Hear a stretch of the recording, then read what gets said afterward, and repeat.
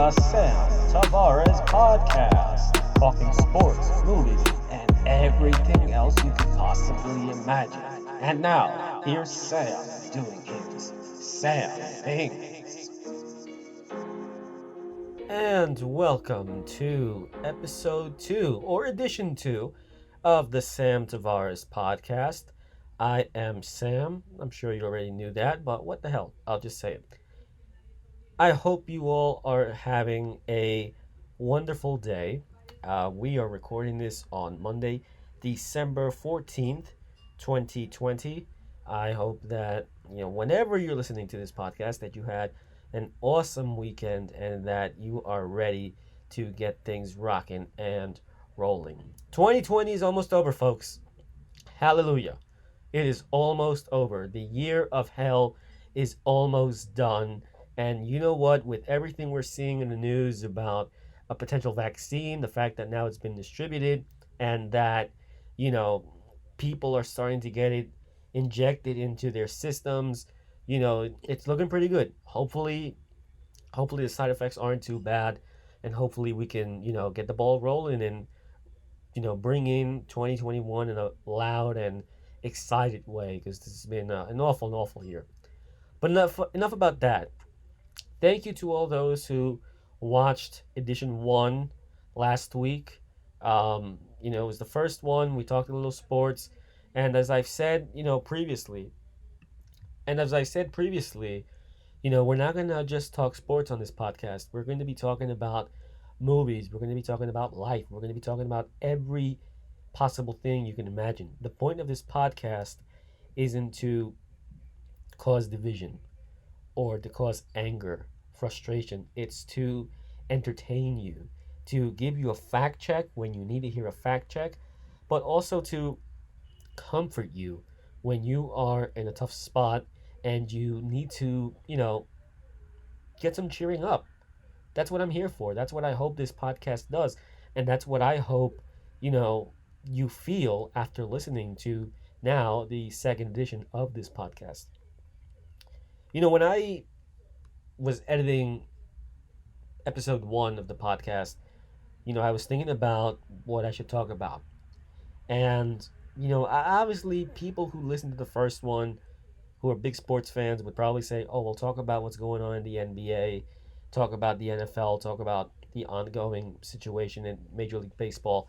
But I don't feel that it's appropriate to talk about sports in this particular episode. I want to delve into something that, has affected me personally, and that I'm sure has affected you personally as well, if you fall under the same category as I do. But also I want to talk about a movie I recently watched, which I think you guys are going to be excited to watch after I tell you about it. But let's talk the serious stuff first. For those who don't know, I was born with a disability. My disability is called arthrogryposis. Don't ask me to spell it because it'll just give you a damn headache. Um, but I was born with this disability, and what this disability does is that it affects the joints, muscles, and the nervous system of my body. I can't walk. Okay?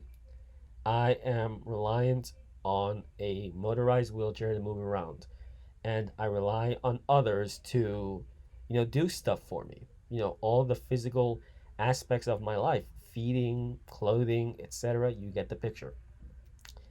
But despite this disability that I have, which in all seriousness, even though yes, it limits me to do certain things, limits me from doing certain things, it doesn't stop me. It doesn't prevent me from continuing to pursue my passions, to reach my goals, and in the end, be a success. Now, I acknowledge the fact that I still have a lot more things to do. I'm still not where I want to be yet, but I'm confident that I'll get there. But anyway, I want to talk about interabled relationships. Now, for those who have probably never heard this term before, you're probably asking yourselves, what the hell is an interabled relationship? Well, An interable relationship consists of a couple in which either the boyfriend or the girlfriend is disabled, and either the boyfriend or the girlfriend isn't disabled. And that's what, well, that's really the reason why they call it an interable relationship, because you have one partner that's disabled and the other that's not disabled. And, I wanted to talk about this today for a short time because I feel that there isn't enough of an education about this. I feel that this is something that, in the minds of many people, is fiction. And reality is that it's not fiction, it's real life. You see, well, I don't want to say you see them all the time because, reality, when have you seen in the street, you know, a girlfriend with her boyfriend or a boyfriend with his girlfriend who's probably disabled in a wheelchair or has some sort of disability, holding hands and walking down the street together? You rarely see it. You see it, but not as often as, I believe we should be seeing it. But anyway, I decided to talk about this because aside from wanting to educate people on this topic, I believe that there is a serious stigma going on in the world right now, in which we are painting people who decide to be in a relationship with someone who is physically disabled as doing it for a malicious reason. I think people have this perception that if they see a beautiful young lady with a guy who's disabled, or if they see a guy who's not disabled with a beautiful girl who is in a wheelchair, they immediately come to the conclusion that, oh my God, he's after her money or she's after his money, and this insurance crap that they go on and on about.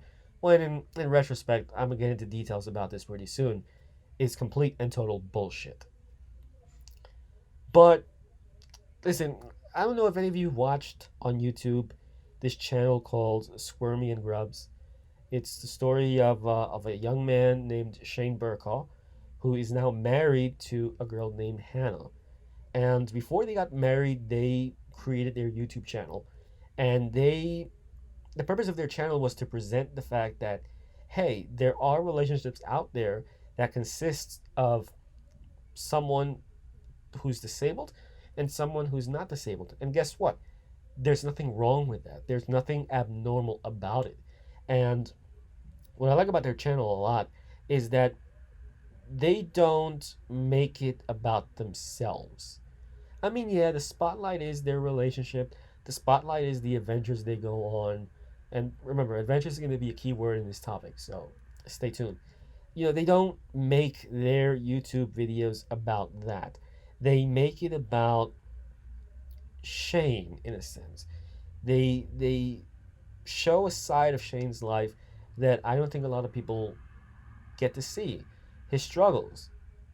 Obviously from the fact that he has SMA, which is spinal muscular atrophy, which is a very deadly disease if not treated properly. And and by struggles I mean the life struggles he faces. The fact that he's fighting a system that's designed to make people with disabilities fail. A system in which a disabled individual cannot work and earn a decent salary, because if they earn a decent salary, then the government the government cuts their government funded benefits. Example, health insurance, which is key to the life of obviously any individual, but mostly for a person with disabilities who requires medical attention instantly.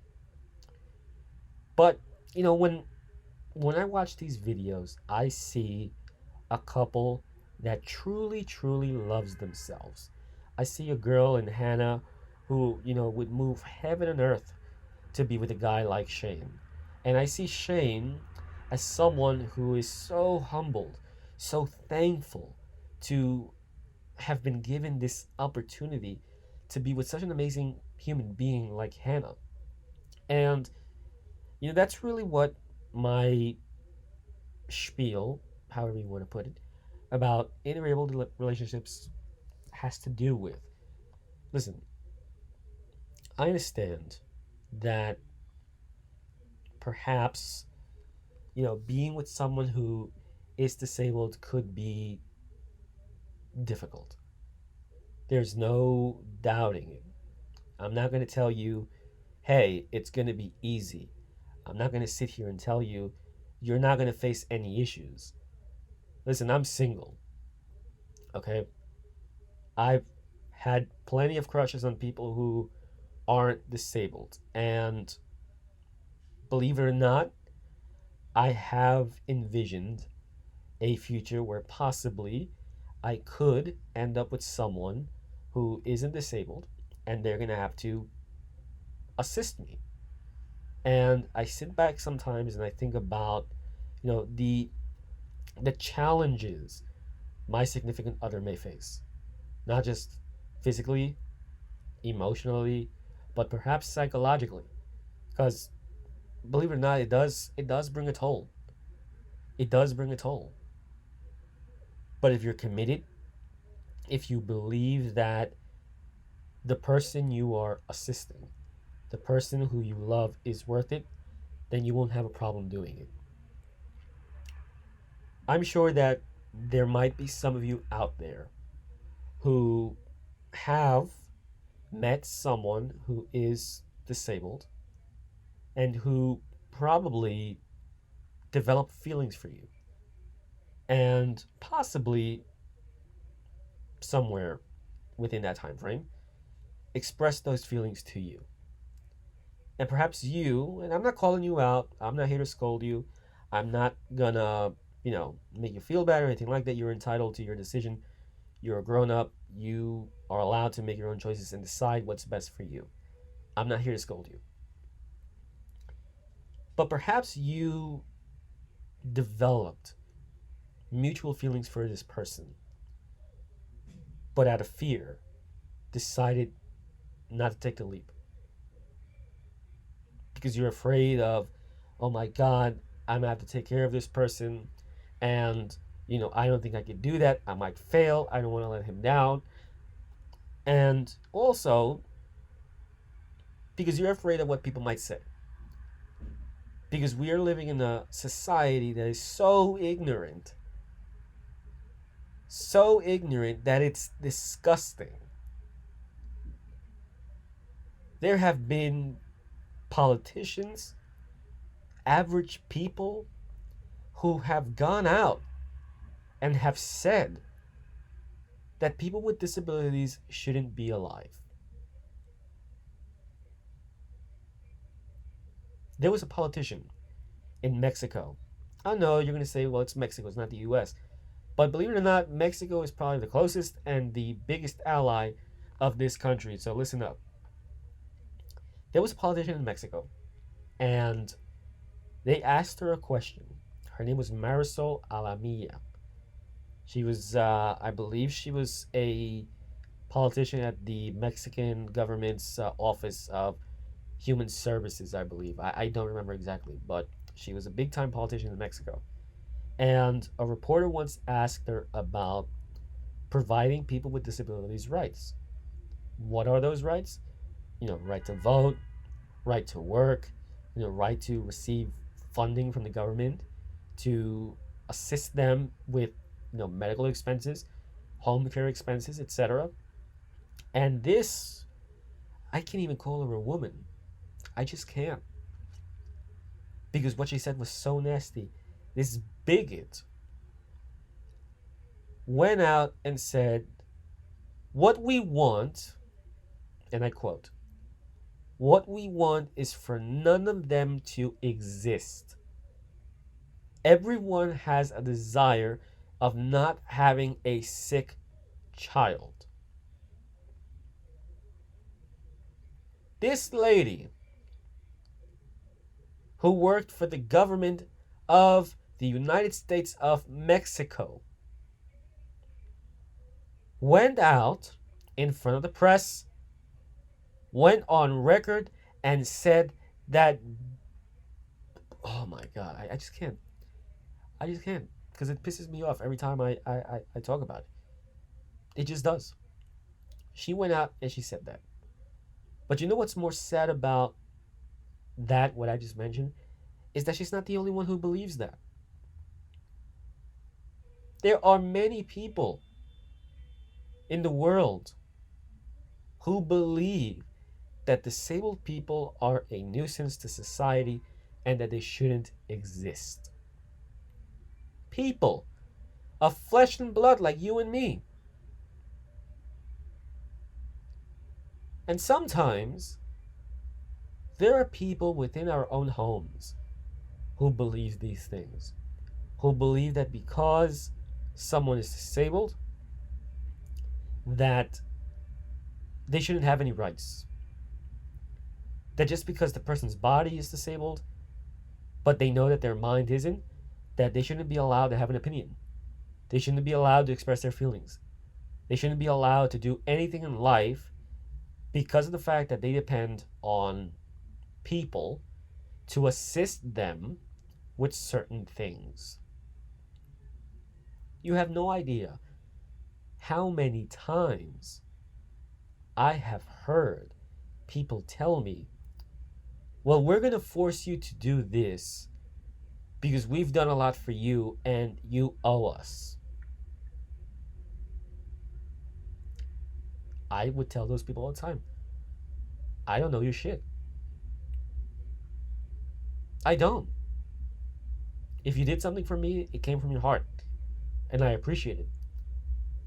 But if you did something for me in hopes that I would return the favor by sacrificing my livelihood to do something that it's in the best interest of you, forget it.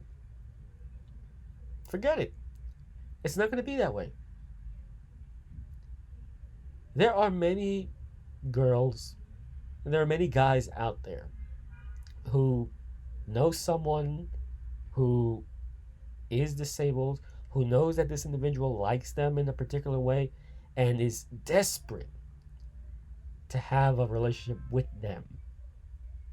But because of fear of what people might say, they choose not to do it. They fear that they might go on a date with this person and someone, particularly from their family, might see them and this person is such a bigot that they might confront them in person and literally insult their significant other. Listen, the truth is this: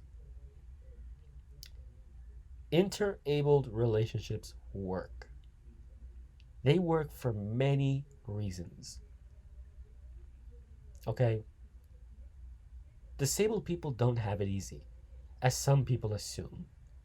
Disabled people, I'm sorry, some able bodied people believe that the life of a disabled person is worry free. They believe that these people live off the government. They believe that we're millionaires, which is complete bullshit because I live in one of the poorest neighborhoods in all of New York. How am I a millionaire? But they believe these bullshit ideas that is nowhere near the truth. And unfortunately, when these people see a beautiful young lady or a nice young man with someone who's disabled, and they see that they're in a romantic relationship together, they assume that it's because the person who's not disabled wants something from the person who is disabled. And 95% of the time, they believe it's money. They believe it's money. I want to put an end to this nonsense that people believe in regards to people with disabilities and insurance money, okay? First of all, let's get something straight. This big insurance money that people claim people with disabilities get is $750 a month. 750 750 a month. Now put 750 and put the average expenses of a person with disabilities. Do you just assume that just because they're disabled, they don't have bills? How many disabled people have you seen? And I get it, there are different types of disabilities. Trust me, I went to a school for all disabled children, okay? There are many, many disabilities out there. So I acknowledge that, excuse me. But do you know that almost all disabled people, those who have, you know, healthy minds, no offense to anyone who's mentally disabled, but those who have the physical ability to use a phone, don't you know that most of them have cell phones? Do you know that there is a large number of people with disabilities who rent apartments, live on their own? They gotta pay rent. And unfortunately, because we have a government that's so eager to cut funding for people with disabilities, there are some disabled people who have to pay medical insurance. And medical insurance ain't cheap. There are people who pay $300, $400, sometimes $500 a month in medical insurance. You're gonna tell me that a girl is gonna kill herself over $750 a month? Jesus.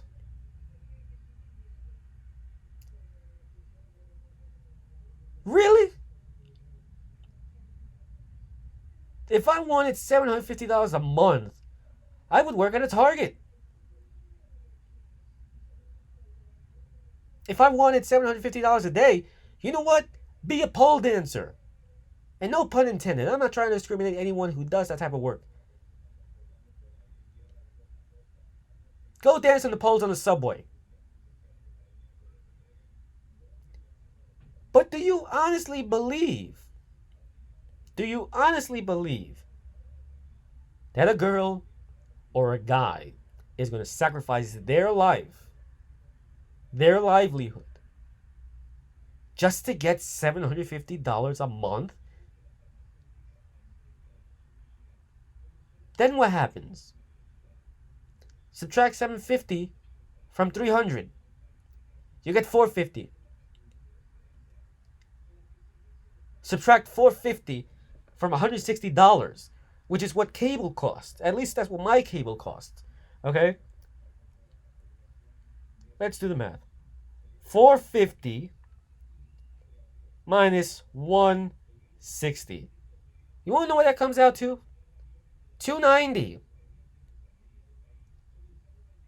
290 minus 50, which is eventually which is practically what you pay for your cell phone bill. I don't know. If you have T-Mobile, that's what you're going to pay. 240. Why the hell is someone going to kill themselves or pretend to love someone who's disabled for freaking $240? Explain it to me. Explain it to me. But yet, there are geniuses, and I say this sarcastically, but there are geniuses out there who believe that most people, men and women, choose to date someone who is disabled for their goddamn insurance money. Amazing, isn't it? It is amazing. You can't make this stuff up. You can't. And you know why I'm so passionate about this topic? Because I hear these comments all the time from family, from friends. Oh, let me tell you the truth. I don't call these people friends because we all know damn well that a true friend will never put his friend or her friend down. We both know that. We both know they're not going to do that. Folks, folks, listen. I understand. I understand entirely. If you're in a position where you know someone who's disabled and they like you, I understand why you wouldn't want to do it or why you're afraid to do it. But if you really do share the same feelings towards this person as they do for you, go for it. Step out of your comfort zone. Interabled relationships work. Okay? There are many reasons why interabled relationships work. Okay? And I'll just start off with saying this. When you're in an interabled relationship, you have an opportunity to see life from a different perspective. Disabled people live in different worlds than you. And I don't mean like this alternate reality stuff that you see in the movies or stuff like that. They live in a different world. They live in a world in which people perceive them as these useless pieces of crap, which isn't true. You have an opportunity to see discrimination people with disabilities face on a daily basis. Whether it's from going to a restaurant that refuses to put a ramp out for someone in a wheelchair because they know that they're going to have to do work. Or if you live in New York, people don't know this, but there are 400 subway stations in the city of New York. 75, as of 2018, 75 of the 400 subway stations in New York are not wheelchair accessible. And supposedly the ADA, which was a law that was supposed to improve the lives of people with disabilities by providing infrastructure that's accessible, supposedly this law that was signed in 1990, and the fact that I know someone, a disabled man, one of the nicest people you'll ever meet, the fact that this person signed this law into action, that law hasn't done anything for people with disabilities. So you get an opportunity to see what life is like for a person with disabilities, the struggles they face, the many tribulations that come from not just the outside world, sometimes from family, sometimes from so-called friends. You get an opportunity to realize that, yeah, you're probably going through a tough time. But guess what? They're going through a much tougher time. They're going through something that they would never, ever wish on anyone. Because I'm going to tell you what, as a disabled person, it sucks. It truly does suck. And damn it, I wish it was different. I wish it was. But you know what? Doesn't matter what obstacles are thrown at me, I'm going to continue going. And most disabled people have this mindset too. Listen, as I mentioned before, I went to a school for all disabled children. 80% of the students that graduated from my school went on to college or went on to work, and they've become successful. Many of them have gotten married, many of them have children, and they've ended up living happy lives. You can be a part of that. You can be a part of that journey. You could play a significant role in it. And you know what? I'm going to tell you the truth. I'm not going to lie. There are some disabled people that are complete scumbags. Just like with any other person. But I'm probably being biased here. But if there's a minority that really knows how to appreciate things, it's people with disabilities.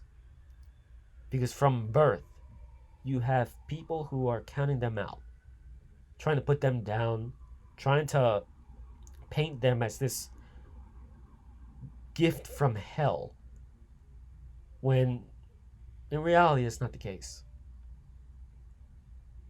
It's not. You could be a part of that. You could be that light in their life that motivates them to continue moving forward, to achieve more goals, to set more goals. Believe me, I've met people like that. And to be completely honest with you, I miss that feeling. That feeling of, being strong internally, excuse me, knowing that, yeah, physically you may not be strong, but mentally you are. And mentally you can accomplish anything. And I have. Listen, I went to broadcasting school. I have a podcast. I've done work. I've directed, produced, and technical directed programming. Obviously, that's not the end goal, but I've gotten to a point in my life that I'm proud of and that I know isn't over. Has there been a light in my life? There has been, but I'm not going to get into that because this isn't about me. Another thing, okay? If you're looking for a relationship full of adventure, you'll have one. And this goes into, you know, seeing life from a different perspective. The adventures you're going to have with this person will probably, excuse me, be unlike any other experience you've probably had with someone who is not disabled. Listen,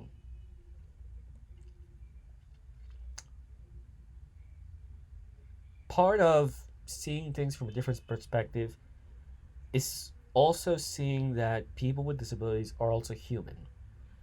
It also means seeing that, yeah, even though they physically do things differently than you, personality wise, they have the same interests. They, enjoy going to the beach. They enjoy, going out to dinner or, fonduing. You know what I mean? You know, and stuff like that. But the adventure you could possibly have with someone with disabilities is, listen, I've never been able bodied, so I don't know what it's like to be in a relationship with someone who is able bodied as an able bodied person. But I do know people who have gone from an able bodied partner to a disabled partner.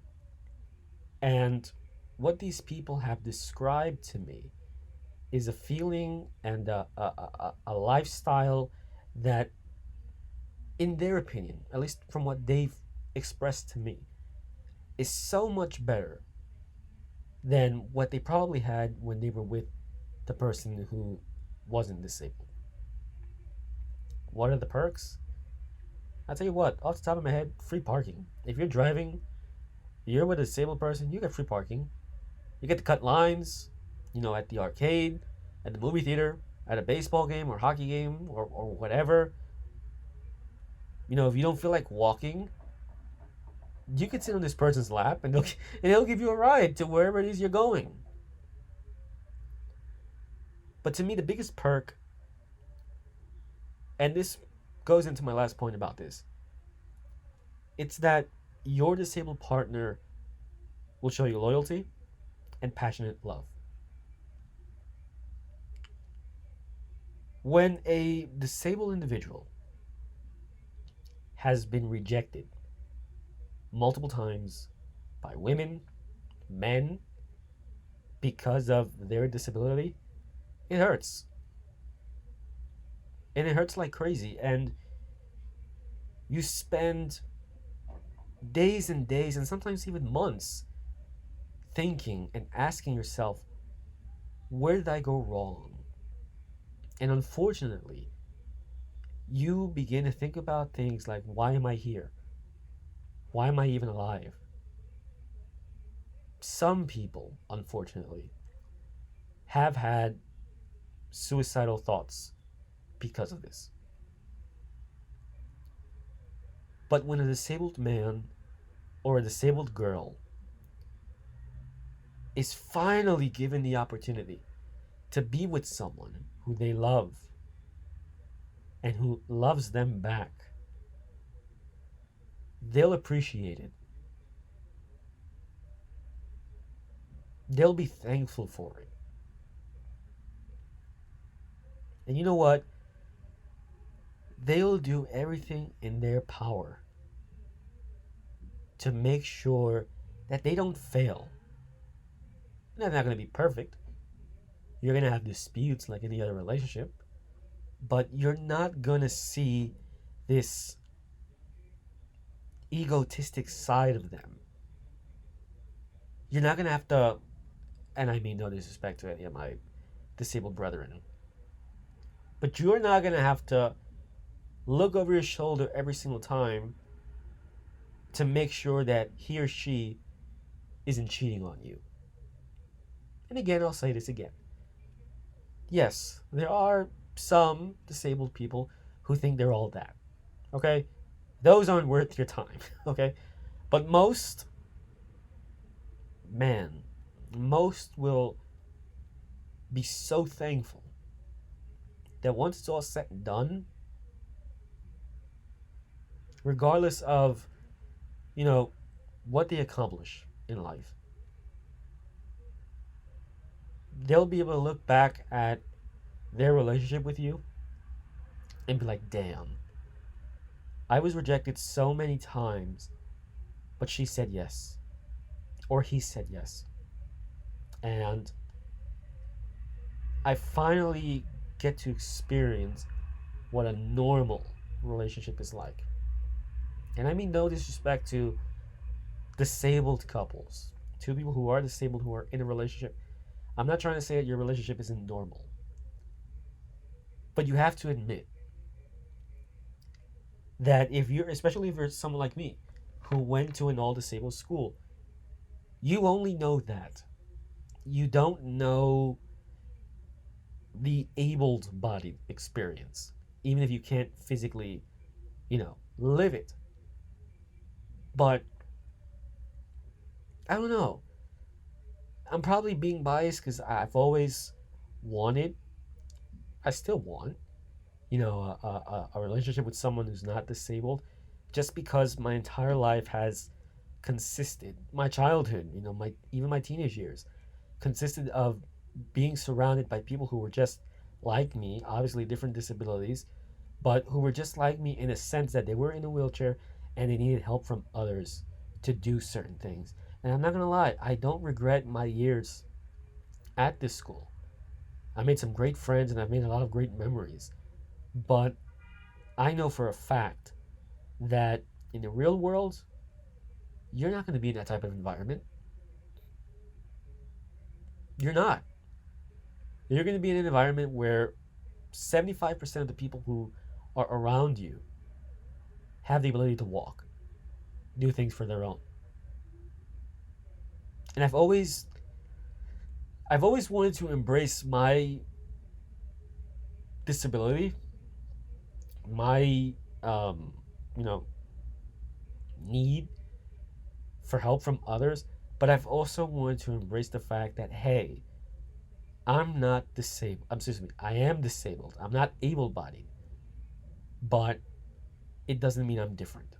It doesn't mean that if I'm ever so fortunate enough to be with someone who's not disabled, it doesn't mean that I'm going to treat them differently. Obviously, I would treat someone with love and respect, which is what they deserve, especially if they show it to you. But I wouldn't treat someone as some people treat me. Some people treat me as as a child. As embarrassing as that sounds, but some people treat me as a child. You know, they give me the baby talk when they see me, even though they see me with my beard. You know, they see that I'm a grown up, but they still believe that they have the right to talk to me as a child. When, when in retrospect, in reality, it's not true. They can't. For a disabled person to be in a relationship with someone who's not disabled, that itself would be a huge blessing. It would be. I know a lot of people who, every time they talk to me about their significant other, especially if their significant other isn't in a wheelchair like them, almost all of them start to cry. And I'm not going to lie to you. When I hear them talk about it, I start to choke up myself. Because they express to you how thankful they are. How, they probably, if they could do it all over again, wouldn't get the same experience. That's what you would get with someone who's disabled. I know. You're probably saying, well, there are relationships out there that have passion and loyal love. That is true. That is true.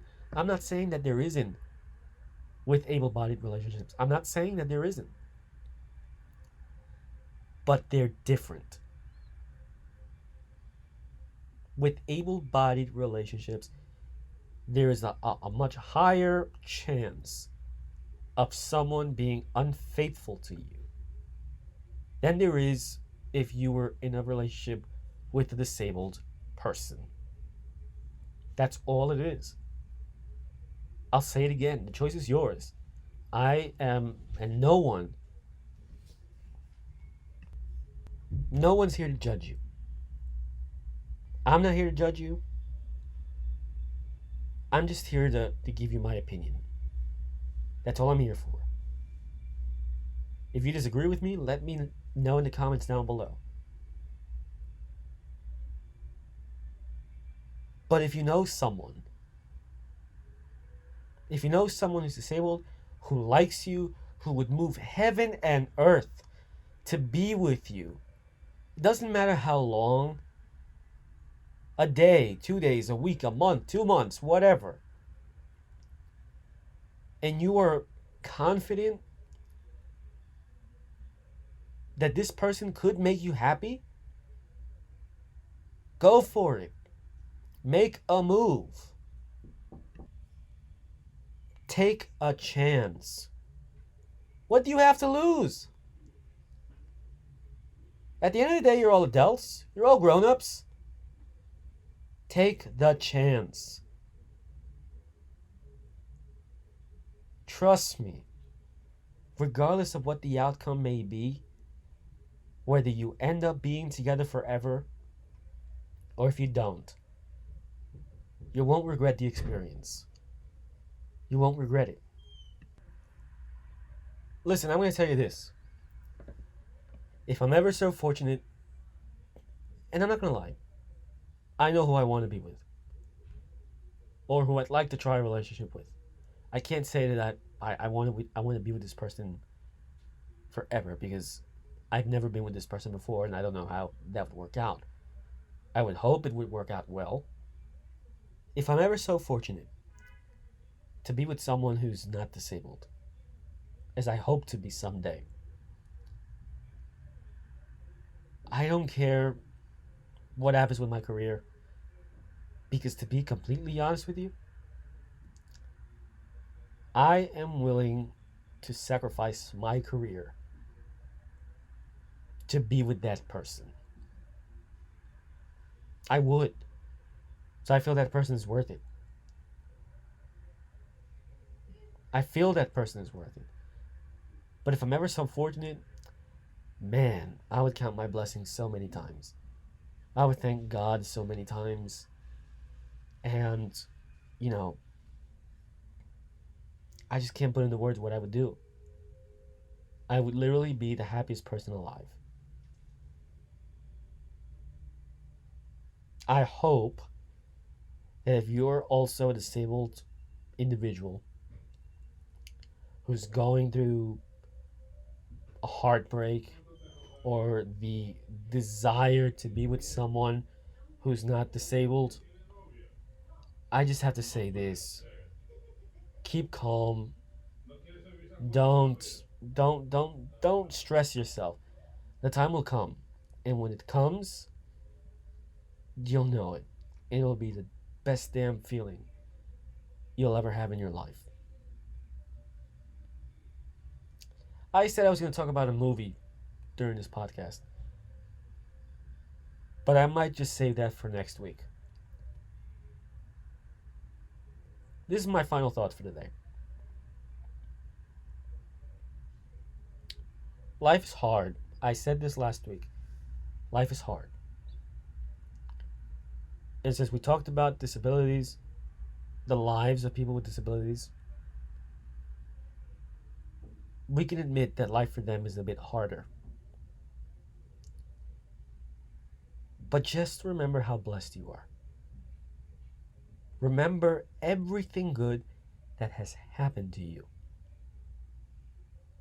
And use that as motivation.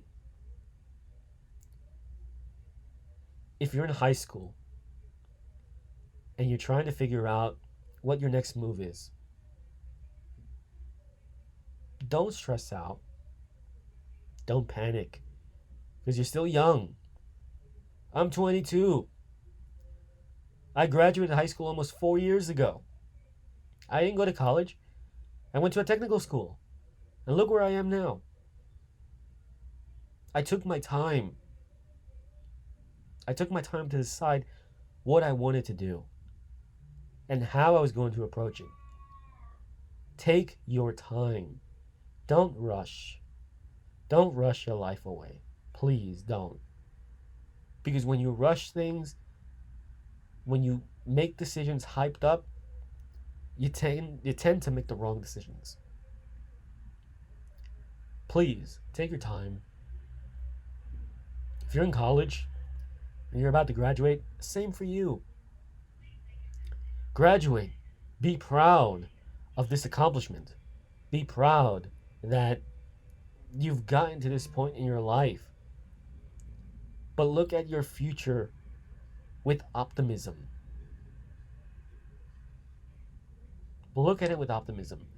Be confident that you will achieve what you want to achieve. Derek Jeter is probably one of my favorite Yankees of all time.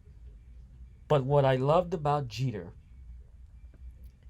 was that, he was a better person off the field than he was a baseball player on the field. And there's a quote by him that, really sums up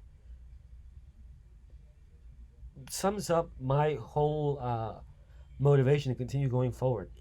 And it goes like this, and I quote: "There may be people who have more talent than you, but there's no excuse for anyone to work harder than you do. And I believe that. There might be people more talented than you out there. Don't let them outwork you. Someone outwork you, not gonna go well for you. Do not let them outwork you. With that being said, thank you for listening. Please be sure to like and subscribe. Watch out next week. Next week, I promise you, I will talk about the movie I watched. And I'll give you a heads up. It's from the early 90s. Frank Whaley and Jennifer Connelly is in it. Until then, stay well, God bless, and remember, always stay positive.